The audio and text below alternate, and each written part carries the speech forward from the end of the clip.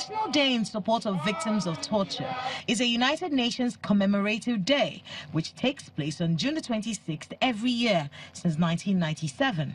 The Anti-Torture Act, which is an act to penalize the use of torture and other cruel, inhuman and degrading treatments, was signed into law by President Buhari in December of 2017. Torture, inhuman and degrading. Nigeria's Solicitor General says his office has adopted a consultative process towards the implementation of the Act and speaks on its draft guidelines.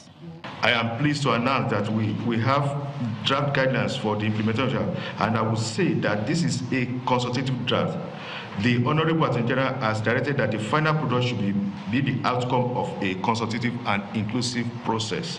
The Ministry of Justice... The Chairman, National Committee Against Torture, urged Nigerians to direct issues of torture to the Ministry of Justice and not to the social media. I've been visiting all the detention centers all over the country to receive complaints of torture.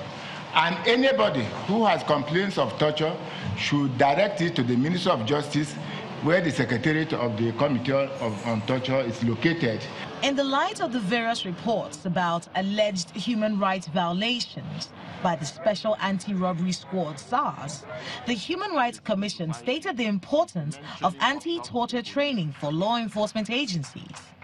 There is also a similar local report by NOPRIM, Network of Police Reforms in Nigeria, that torture is formally institutionalized in police detention centers with torture facilities referred to as torture chambers and officers designated to torture suspects referred to as OC torture. These therefore make security personnel appropriate target for anti-torture trainings and indeed capacity building on Anti-Torture Act. Concerns about protecting national security are increasingly used in many countries to allow torture and other forms of degrading and inhuman treatment.